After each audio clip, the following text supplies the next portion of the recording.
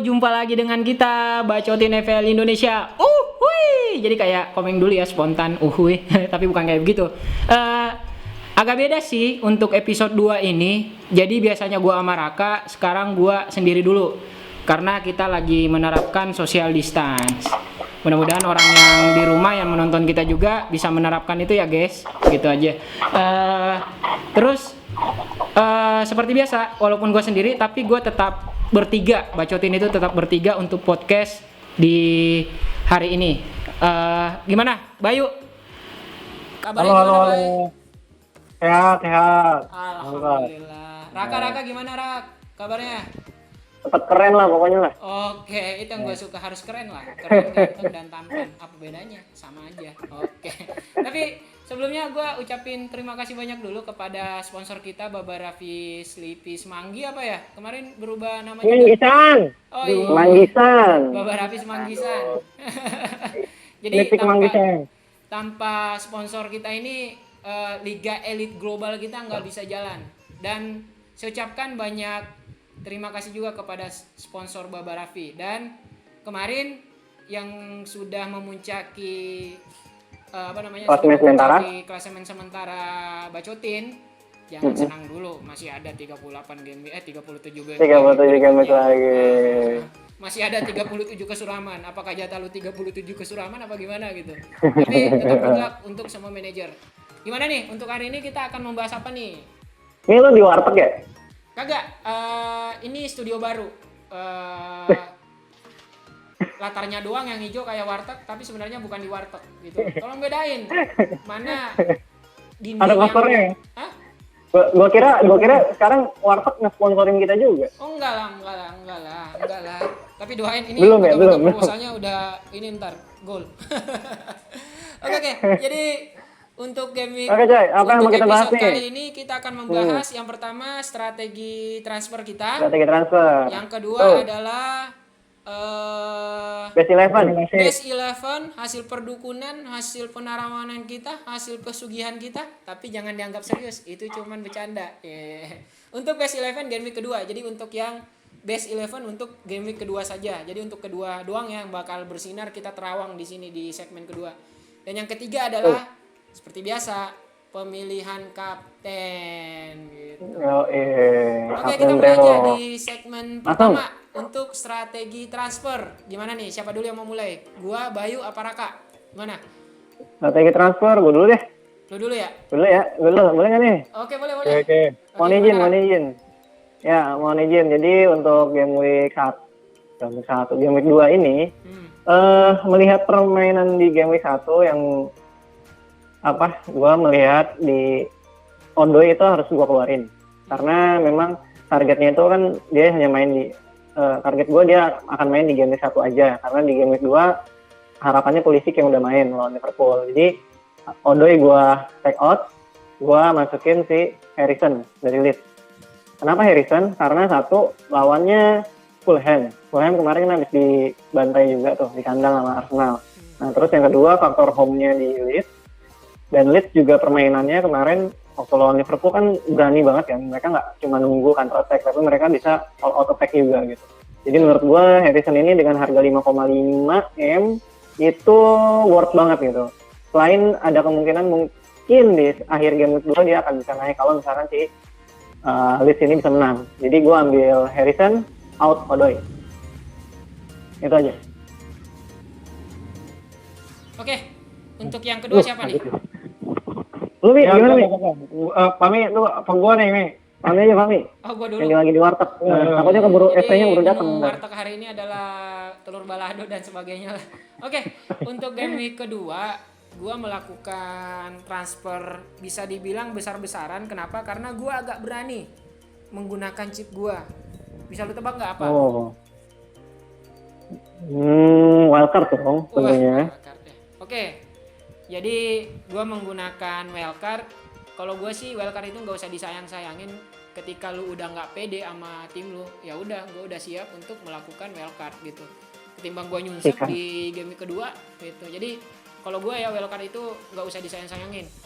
Momennya lagi pas buat gue karena kemarin kenapa gue milih wildcard, gue ada Odoi sama Saka, lu tau sendiri kan di game week 1 dia bagaimana gitu. Dan untuk menaruh dia di 3 game week awal atau 4 game week awal itu sayang kalau nggak ada janji apa namanya, nggak ada status kalau dia bisa bermain full 90 menit atau bermain starter aja gitu. Jadi gue nggak berani gitu, makanya gue melakukan wildcard. Agak banyak berubah sih. Untuk menjaga gawang gue masukin kipernya Everton, Pickford. Itu untuk di pertahanan ya. Kemudian untuk di back masih tetap Tierney, dan ada sedikit hal yang baru di pertahanan gue yaitu Ake, defendernya City. Gue nggak tahu ya dia main apa gimana, tapi gue udah siapin di bangku cadangan di bench. Kemarin gue masukin gue keluarin Odoi, gue masukin Hendrik itu gue taruh di bench. Ketika dia nggak main dia bisa naik langsung gitu, seperti itu. Kemudian ada Dallas masih tetap gue keep dari game week 1, dan ada pemain baru yang gue masukin, Egan gue ganti dengan Justin. Gue lihat Leicester juga lumayan rapat sih pertahanannya, jadi untuk melawan Burnley juga gue ngerasa Leicester bisa lah clean sheet, kalau enggak ya mungkin assist lagi kayak kemarin gitu. Kemudian di tengah ada De Bruyne gue masukin, James Rodriguez gue juga masukin, Salah tetap gue keep, dan yang baru adalah San Maestro gue nih, tim kebanggaan gue walaupun profil WhatsApp gue Liverpool ya, Fernandes gitu, Bruno. Gue rasa Fernandes voucher juga masih banyak ya untuk season ini. baru game week 1 di MU, baru game week 1 udah ngomongin voucher loh. Kemarin aja Liverpool dapat 2, kenapa MU enggak gitu loh. Kali dia dapat 3 besok. Nggak mau kalah ya? Nggak mau kalah vouchernya. Kemudian ada sedikit berbeda untuk depan, Wilson gua masukin, ganti Ayu, dan Calvert-Lewin gua juga masukin. Ganti Werner kemarin. Werner untuk kondisi saat ini dia lagi asam urat, tapi jangan khawatir, gue rasa sih dia masih tetap starter. Cuman gue agak kurang pede sama dia di game kedua, makanya gue masukin si Calvert-Lewin ini gitu. Ini cukup ya? Oke. Wah. Oke, ayo gimana Bay? Sikat. Gimana? Gua kemarin kan masang banyak pun ya. Ada Eye, ada Adam, Odoi, Bowen, Sali bangke, baru harganya turun kan. Nah, gua nggak ada yang terbayarkan sih punnya, tapi gua tetap makan pakai manage risiko kan. Jadi gua tetap poinnya lumayan lah, 73 itu kan lumayan lah. Nggak terlalu hancur, nggak terlalu tinggi juga. Dan gua sebenarnya udah nyimpen Calvert-Lewin di cadangan gua. Jadi memang gua ngincar dia juga. Jadi dia naik, dan transfer gua langsung gua lakuin Son ganti ke Bruno. Karena memang gua udah nyiapin in the bank 1,5 duit lo ya. Udah siapin duit 1,5. Kenapa gua langsung ambil Bruno? Karena Bruno match pertama di Old Trafford, terus juga kemarin bener-bener MU kesulitan dah kalau nggak ada dia. Pokoknya kemarin ada yang nanya nih, antara Bruno, Martial atau Rashford ngambilnya. Gue bilang Bruno soalnya. Kenapa? MU tanpa Bruno tuh cuman mas-mas yang pada main bola di siang-siang hari tuh. Itu aja. Bangke. Semangat di awal, semangat ayo main-main terus loyo gitu kan. Iya. Terus Bruno gue ambil, gue udah nggak mikirin apa-apa lagi. Lanjut langsung. Jangan samain MU sama mas-mas di Parung Panjang dong, yang main bola sore-sore. Parah banget. terus buat tetap game week 3 gue rencana masih sesuai plan gue bakal pakai wildcard di game week 3. Karena orang banyak mikir sih, wah game week 3, game week 2 kecepatan, kelambatan. Sebenarnya kecepatan kelambatan kan relatif. Tergantung tujuannya mau ngapain. Dan yang tahu kekuatan tim kan cuma kita aja. Jadi nggak bisa lah buat nilai-nilainya orang, kecepatannya orang, kelambatan, nggak ada yang bisa kayak gitu lah. Kalau gue sih ya semua punya plan masing-masing. Kalau gue sih chip bukan sesuatu hal yang harus ditanam-tanamkan gitu loh, ditahan-tahan. Iya. Sebenarnya nggak ada pakemnya kalau. Sebenarnya digunakan di momentum yang terbaik aja. Kayak kemarin kan Salah ada yang triple captain tuh di game week pertama. Ada yang bilang itu terlalu cepat apa gimana gitu. Ya enggak, gue rasa itu adalah waktu yang tepat untuk menggunakan triple captain di Salah. Kenapa? Selain dia langganannya Barbara Pislipi, Semanggi. Manggisan. Kemanggisan. itu di game week awal pasti dia bakal gacor. Kenapa? Karena dia sering nongkrong di sana. Tempat ini benar-benar tempatnya pemain-pemain gacor gitu loh. Waktu MU masih waktu Ronaldo masih di MU dia juga sering di situ di Baba Rafi si Ronaldo. Ronaldo di MU nggak gacor ya, gacornya di Madrid. Gacor cuy, parah banget lu. Orang yang waktu tahun 2008 aja deh yang menang Liga Champion. Siapa tuh? Penyekor.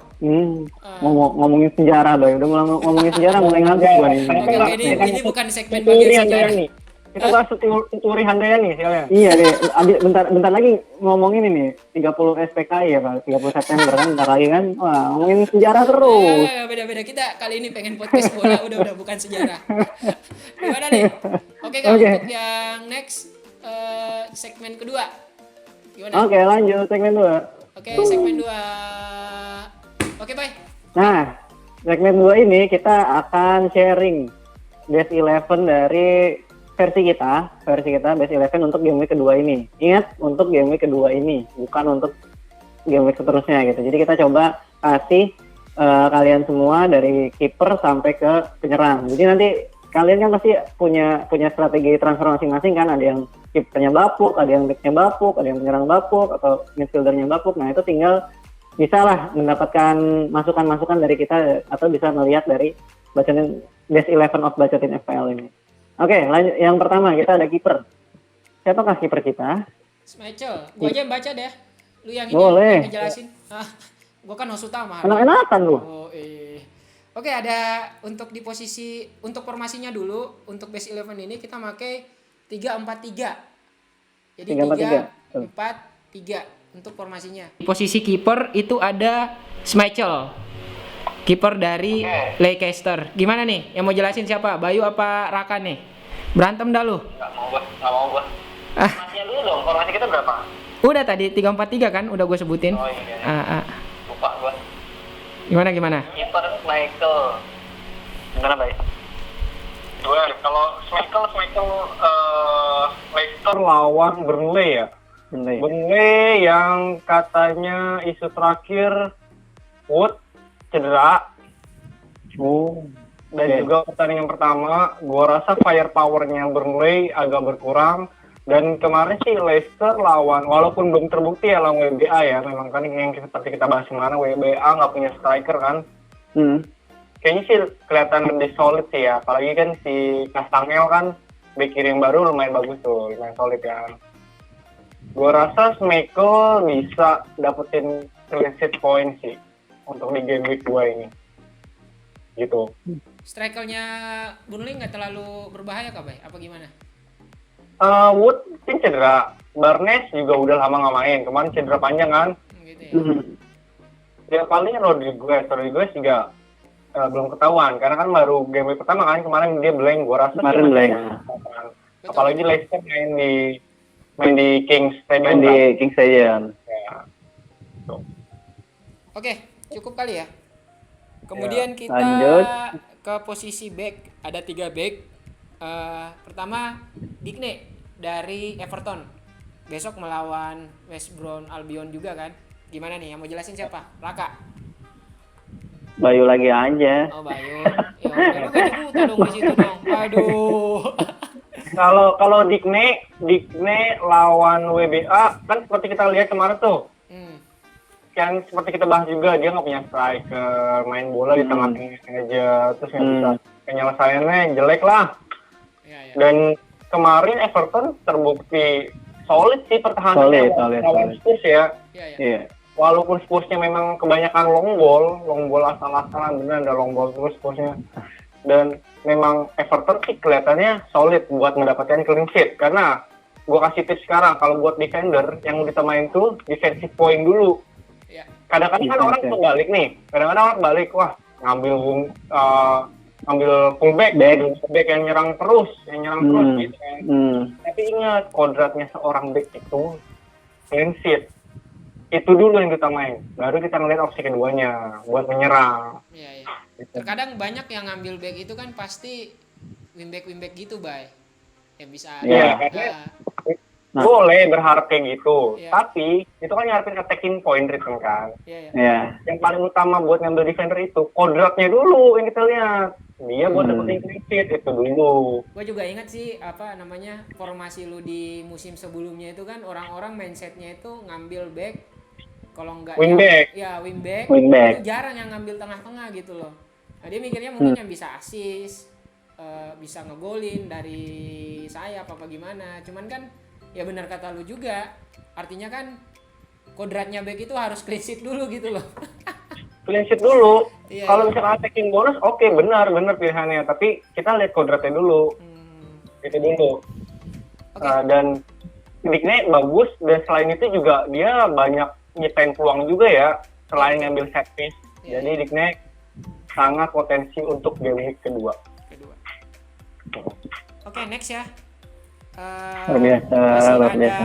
ini kita masih tetap keep Justin, pemain dari Leicester.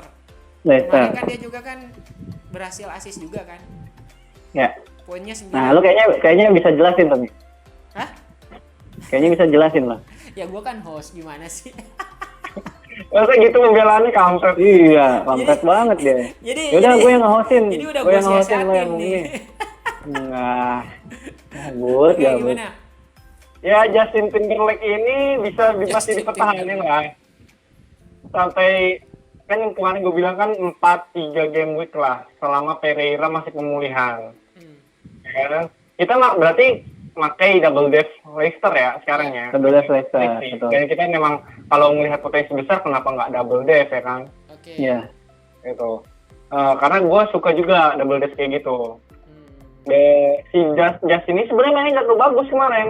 Ya. Pas babak kedua baru lumayan bagus lah. Asisnya pun cuma asis gitu doang. Iya. Asis culun, ya. dan Justin kita ambil dengan harga murah dan Murah. potensi clean sheet. Ya. Itu sih. Murni tadi alasannya sama Mas Michael. Itu aja kalau untuk si Timberlake ini. Oke. Cukup ya untuk Justin Timberlake. Kemudian Oke, ada nih, next. Kita ada Dallas. Ayo, Mi. Dallas, Fulham. Gue sih kemarin ngelihat permainan Liverpool Oh, Fulham, Leeds. apa? Leeds. Dallas. Lawannya Fulham, ya. Iya, Fulham, Dallas. ya. Kemarin kan lawannya Liverpool dia. Gue ngeliat juga formasi dari Leeds. pelatih Leeds Bielsa. ini betul-betul apa namanya ya? Gue seneng sih cara mainnya. Jadi untuk Dallas, apalagi kan lawannya Fulham ya. Fulham serangannya juga nggak terlalu bagus dan gue lihat memang strateginya Leeds memang mengutamakan serangan. Jadi nggak menutup kemungkinan Dallas itu bisa clean sheet di pertandingan game week 2 lawan Fulham gitu. Nah, Karena lawannya Fulham sih emang. ya, lawannya Fulham. Fulham Tapi- lawannya nggak ini sih, nggak terlalu ini kalau gue lihat sih. Tapi ada orang yang nanya gini, Gimana? kenapa milihnya Dallas? Kenapa Kenapa nggak Ayling? Ayling atau Nah. McLear? Coba, Nah, gimana menurut lu, Mi? Wah, Ada nggak? ilmu gue belum sampai situ coy, soalnya kan gue lagi mendalami ilmu host. Anjir. ngelesnya gitu mulu anjir. Kenapa nggak Ayling? Kenapa nggak McLear kipernya kan? Kalau gua sih kenapa pribadi ya, gua memang tipenya agak menyampingkan stat ya. Kemarin melihat melawan Leeds, si Dallas ini dibandingkan Ayling, kalau si Dallas nih kadang-kadang suka masuk ke box karena si Harrison itu dia tukang cut inside. Ya. Otomatis si Harrison kan agak nyamping dong, baru dia cut inside kan. Dan Ya. itu ada potensi buat simple pass, dapat assist gitu. Dan juga kalau misalkan si Ayling ini dia nyisir, habis itu nge-crossing karena si Costanya ini ikut buat nungguin headernya selain si Bamford. Dan kadang-kadang dia juga agak nunggu di belakang, misalkan apa ada serangan gitu. Si Ayling ini agak nunggu belakang bantu CB-nya. Dia nggak terus-terusan ngikut nyerang gitu kan. Iya, nggak terus-terusan dan lebih suka nyisir karena si Costanya lebih ke kotak penaltinya. Kalau si Harrison tukang cut inside. Jadi gua rasa Dallas lebih potensi selain punya potensi buat simple pass ya, pas yang culun tapi dapat assist. Terus si Dallas ini sebenarnya di timnas itu dia penyerang loh. Oh, kok bisa ya? Dia penyerang sayap kanan. Dan gue rasa berarti lebih mematikan dia. Gitu. Dan kenapa nggak kipernya? Gue rasa lead back selain ada potensi clean sheet, potensi attacking-nya bagus. Mereka lari terus deh, kemarin nonton kan lu Liverpool. Jadi kenapa save-nya juga mungkin kalau kiper kan nggak akan banyak kalau lawan Fulham menurut gue. Ya. Saya mendingan lebih. Iya, dan gue juga ini. Dan gue juga nggak terlalu suka coverage ya. Maksudnya nih, wah gue pengen ngambil back nih. Gue pengen ke coverage Dallas dengan kiper. Gue nggak suka kayak gitu. Ya Dallas, kipernya. Nggak bisa kayak gitu. Kalau menurut gue kayak gitu sih. Oke, next ya. Kita Next. ke pemain tengah. Nah, ada tukang gosok voucher nih yang kita baru masukin. Hernandez. Tukang pulsa dong. Jangan lu jelasin jagoan lu, masa iya gue juga yang jelasin. Pertama, MU adalah klub idola gua. Yang kedua, Hernandez ini masih jadi pemain sentral banget di MU. Kenapa? Karena dia tukang tembak penaltinya, free kicknya, sama set piece-nya semuanya dia yang ngambil gitu loh. Jadi ngelihat performanya dia juga di musim lalu, gua rasa belum banyak perubahan.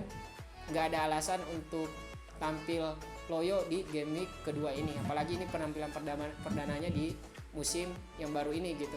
Kalau gue lihat sih memang MU track recordnya, apalagi kan musim lalu menang 4-0 lawan Chelsea. Nah sekarang lawannya Crystal Palace, gue rasa memang MU bakal meledak juga nih besok untuk lawan Crystal Palace, dan pemainnya masih yang jadi sentral itu adalah Bruno Hernandez gitu.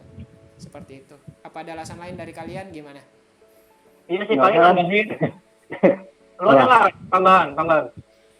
Gua nggak ada, lalu aja. Ya, gue tambahan paling kan kita juga melihat faktor dari Van de Beek nih. Ya, Van de Van de Beek. Beek kan cedera kan. Ya. Dan gue rasa berarti yang dikorbanin Greenwood dong. Nah itu. Greenwood.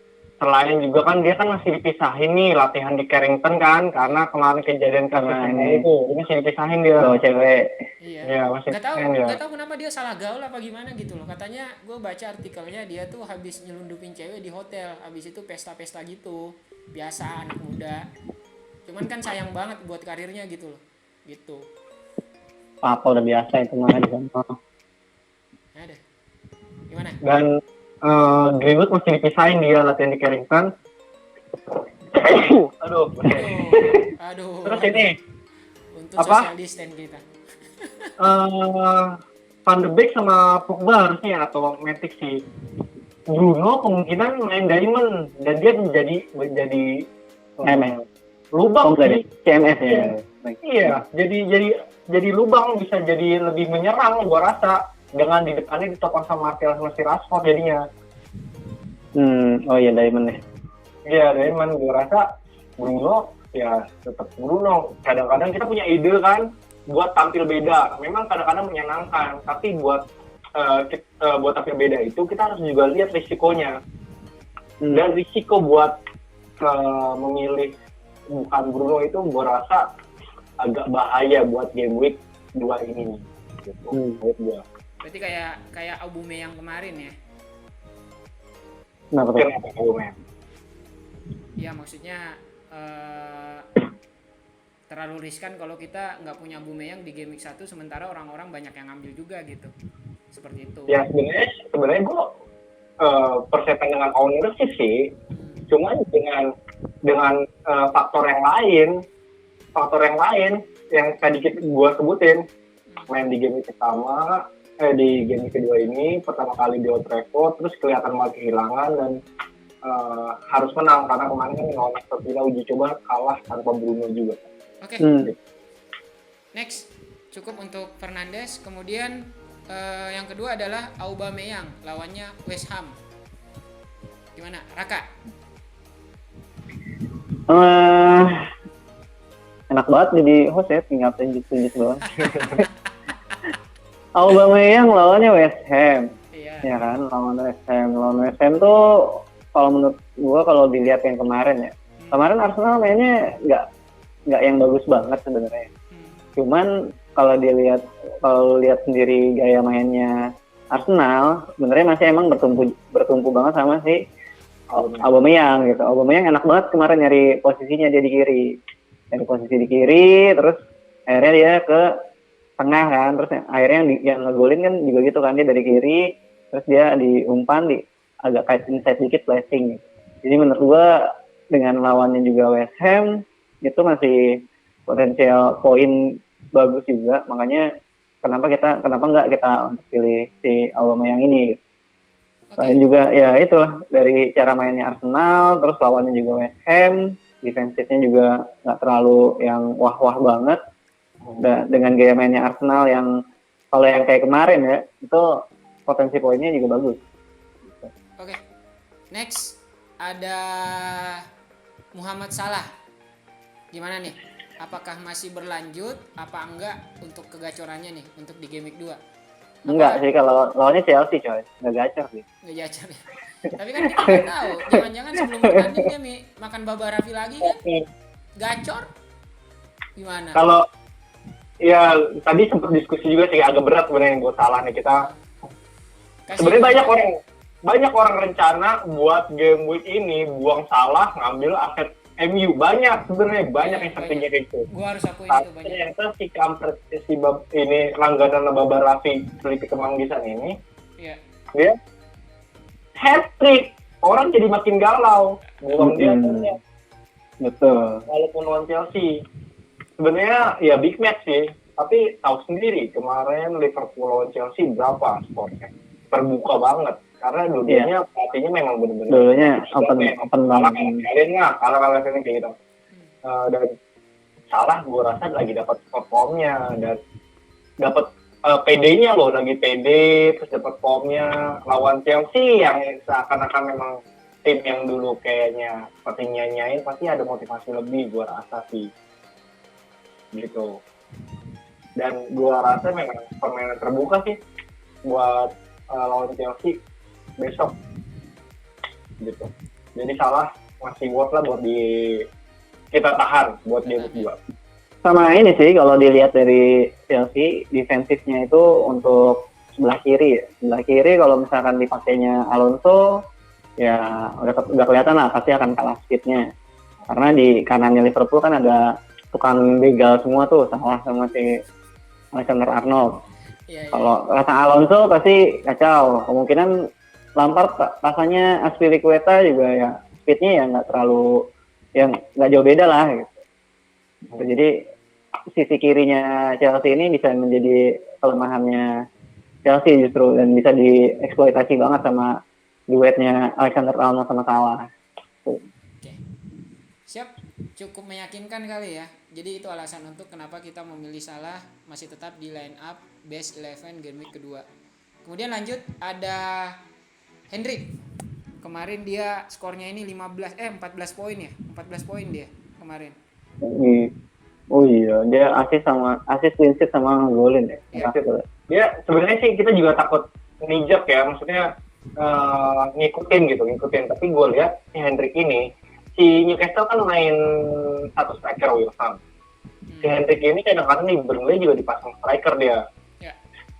Dan membuat potensi Saint Maximin jadi agak berkurang. Karena Saint Maximin lebih banyak jadi ngumpan. Dan Hendrik ini gue rasa memang orangnya oportunis. Lawan Brighton, ya sebenarnya permainan Brighton juga lumayan bagus sih kemarin pas lawan Chelsea. Tapi harusnya ada potensi lah Hendrik di kandang Newcastle gitu. Oke. Jadi Newcastle udah nggak sampah lagi serangannya. Iya, nggak sampah. Udah transfer in beberapa pemain kan. Barunya kenapa kemarin kita juga beralasan juga kenapa Newcastle itu kita ngambil kesimpulan kalau serangannya itu jelek banget gitu loh. Tapi selama di pergerakan transfer dia membuat kejutan begitu besar gitu loh menurut gua sih. Karena yang punya nggak dengerin, bang Kenny bacotin. Iya, kayaknya gitu. Ngata-ngatain bacotin nih. Ngata-ngatain, mampus lu beneran didatangin, dan hasilnya juga wow juga kan kemarin di game Iya. itu. Oke. Sip. Kemudian ada di striker nih. Kita striker memasang 3 Trisula. Ada Bamford Trisula besok banget. melawan Fulham. Fulham. Hmm. Bamford. Kemarin dia juga ngegolin ya pas lawan Liverpool. Kalau Iya. gue lihat sih Bamford ini posisinya bagus sih, positioningnya sih. Kemarin main. Itu ini coy jebolan akademinya Chelsea. Waduh. Oh, itu Chelsea ya? Gak Iya. tahu gua. Chelsea emang Chelsea. doyan ngebuang ini ya, ngebuang pemain muda ya. Ngebuang pemain mudanya tapi beli pemain muda orang gitu loh, klub lain. Hobinya gitu dia. Kan bisnisnya Chelsea kan gitu. Uang pemain pinjaman terus dijual gitu. Makanya beli pemain banyak juga duitnya nggak habis karena neraca keuangannya seimbang. Nah oke, lanjut si Patrick Bamford nih karena satu eksplosivitasnya bagus, Iya. kedua Leeds gaya permainannya juga nyerang, Iya. yang ketiga pertahanan Fulham juga kemarin waktu lawan Arsenal belum terlalu terbentuk ya. Walaupun memang Arsenal bisa bantai 3-0, tapi lebih ke apa ya karena Arsenal mainnya bisa pressing terus. Yang gue lihat juga Leeds juga kemungkinan akan bisa terus-terusan pressing juga. Apalagi kalau misalkan bisa mempertahankan gaya permainan waktu kayak lawan Liverpool, probabilitas si Bamford untuk cetak minimal 1 gol sih tinggi sih. Jadi makanya why not dengan harga yang juga nggak terlalu mahal kan? Iya. Ambillah si Bamford ini. Harga murah, kepercayaan diri masih tinggi karena kemarin ngegolin juga, dan yang ketiga adalah lawannya Fulham. Jadi nggak ada alasan buat dia buat untuk nggak gacor di game kedua itu gitu loh. Iya. Yep. Harusnya sih. Oke. Nih ada abangnya Bayu nih, Carvet Lewin. Le- Gimana, Bay? Lewandowski. Lewandowski Octavianto. Gimana, Bay? Kemarin gue agak ngeselin di gua udah ngambil dia, gua udah tahu bakal potensi nih ya. Tapi gue cadangin karena gue memang buat persiapan buat game week ini. Gue pribadi ya. Nah, tapi ternyata ngepoin dia ya udahlah, berarti gue juga nggak pernah nyalahin keputusan lah. Ya udah, Dominic Calvert-Lewin ini Everton walaupun di Charleston lebih oportunis, kemarin shootnya lebih banyak memang. Tapi dia tetap nomor 9-nya Everton. Everton mainnya memang lebih rapi deh. Semenjak kedatangan tengahnya ya otomatis ya si Alan, Doucoure sama si Rodriguez. Untuk pemain yang paling bagus memang kemarin gue lihat si Doucoure sama si Rodriguez. Lu jangan bisik-bisik dong, jangan bisik-bisik. Pemain yang bagus ya si Doucoure sama Rodriguez. Tapi aset FPL kita harus bedain, aset FPL itu Digne dan Dominic Calvert-Lewin. Iya. Karena jenis Rodriguez itu nggak seoportunis Bruno, dia ngontrol bola banget, ngontrol lapangan tengah, tapi nggak seoportunis Bruno. Jadi gue rasa apapun yang terjadi biasanya diselesaikan oleh si nomor 9-nya ini, si Dominic Calvert-Lewin dengan lawan West Bromwich yang belum begitu siap untuk menerima serangan di Premier League. Gitu. Oke. Sip. Terakhir nih, Martial. Gimana? Iya, lu lah, sikat. Aduh, janganlah. Waduh, gini nih kalau udah jadi defense Liverpool. Jadi gini, kalau buat Martial, jaminan starter itu masih ada, pastinya ada. Dan permainan Martial sama Bruno ini udah semakin padu gitu loh. Yang kemarin gua harap sih Rashford turun nih di game week kedua ini. Gua belum tahu Rashford turun apa enggak, belum tapi kayaknya udah sembuh dari cedera dia ya. Cuman kalau ngelihat dari musim lalu, Bruno, Martial sama Rashford ini itu udah seirama banget mainnya gitu loh. Jadi untuk membuka pertahanan Crystal Palace besok itu mungkin maestronya adalah si Bruno, yang masuk ke lubang itu adalah Martial gitu. Dan untuk mencetak poin, gol itu pasti ada di game kedua. 1 gol sih ada pasti. Kalau gua sih. Gimana? Ada yang lain? Dah, setuju itu dah. Nggak ada lagi. Oke, jadi tadi cukup ya untuk Martial. Kita sekarang lanjut ke segmen terakhir. Apa nih? segmen terakhir. Makan. Makan. Kan di warteg, kan? Pemilihan tanda dadan kapten. Oh iya. Gimana? Kapten gua langsung ya. Kapten gua Aubameyang. Udah. Aubameyang. Oke. Nah, Aubameyang. Nah, kan tadi kan gue udah jelasin kenapa pick Aubameyang pas di segmen sebelumnya. Alasannya yang sama juga kenapa gue pick dia sebagai kapten. Gitu. Oke, menarik sih. Gua dulu ya. Lu terakhir aja, Bay. Kalau gua untuk pemilihan kapten itu gua ada 2 sih. Masih belum final juga. Tapi antara De Bruyne, KDB atau Aubameyang gitu. Kenapa KDB? Karena City juga setiap game week awal dia main pasti bagus. Apalagi KDB itu kan sentralnya Manchester City ya. Tidak menutup kemungkinan poin yang dia raih itu bisa sama dengan pas game week terakhir kemarin, musim terakhir kemarin gitu loh. Jadi kenapa gue pilih KDB itu seperti itu. Dan Auba trennya masih positif, makanya gue galau nih antara KDB dan Aubameyang. Itu aja sih. Lu Bay gimana Bay? Buat opsi game week ini memang kan asetnya MU, Arsenal atau memang City bisa. City bisa. Tapi kalau gue buat game week ini untuk tim gue pribadi, gue milih masih beratnya di Bruno. Bruno ya? Masih di Bruno gue. Gitu ya. Kalau gue. Ya alasan. Ini abis ini Fahmi ganti ke Bruno juga nih. Iya kayak kemarin tipuan dia. Kan Gimana Bay? Lanjut Bay. Ya Bruno ya tadi kita sampaikan kan memang masih jadi nyawanya belum tergantikan di MU. Terus juga MU kayaknya biasanya sih setiap pertandingan pertama di musim baru MU biasanya memang galak. Ya kan terus juga Bruno masih tetap jadi nyawanya. Kita lihat juga vouchernya masih ada nggak atau dia. Terus gue berharap sih bisa deliver point sih dan ngalahin dari opsi kapten yang lain Auba dan KDB ya gitu. Oh iya. Mungkin berharap apa Bruno harusnya. Iya. Oke. Cukup kali. Iya. Jadi untuk pemilihan kapten kita tadi gua result dulu. Raka Aubameyang, gua masih bingung antara KDB dan Auba. Ketiga Bayu masih lebih ke Bruno Fernandes. Alasannya kenapa? Tadi udah kita jelasin gitu. Gimana? Mungkin cukup untuk podcast hari ini kali ya? Ya cukup. Tadi kapten kita belum sampai nih. Kapten rekomendasi kita. Oh ya. Sampein. Kapten rekomendasi kita untuk segmen 2 tadi Best 11 itu jatuh kepada Aubameyang. Aubameyang kan? Emang Aubameyang Tahu. Kan Aubameyang. Emang begitu emang suka begitu dia. orang dia milih sendiri. Itu kan kita kaptenin Bruno. Oh, Bruno. Iya, Bruno.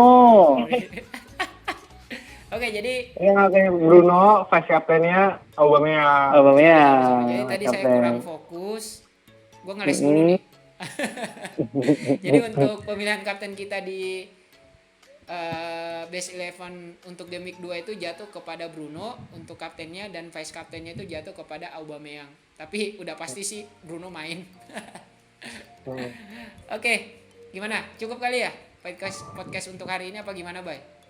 Ya cukup. Nggak perlu kan ada tips-tips jahanam. Nggak perlu. Udah, nanti aja. Jangan dikasih tips mulu lah. Tips-tips udah banyak, silahkan kalian kalau misalkan pengen tips lainnya bisa berkunjung ke channel lain. Cuman kita lebih fokus ke rekomendasi permainan dulu untuk game week kedua ini.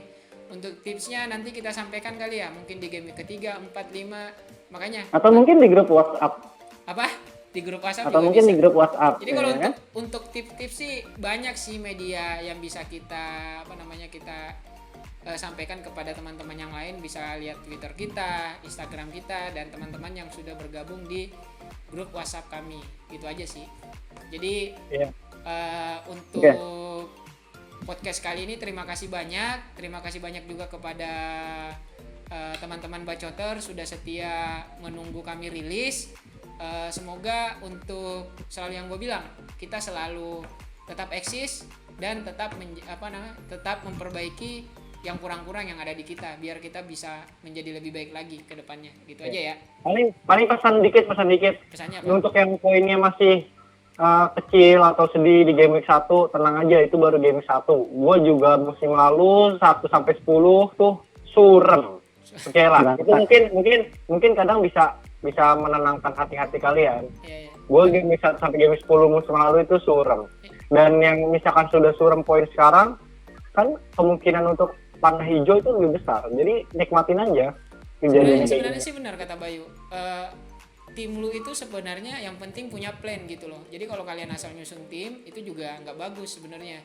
Misalkan nih Bayu kemarin walaupun poinnya suram, tapi dia udah nyiapin untuk masukin Calvert Lewin di game week kedua, dan ternyata memang betul dia udah siapin di game week 1 dan game week 2 dia udah siap main gitu loh. Gitu.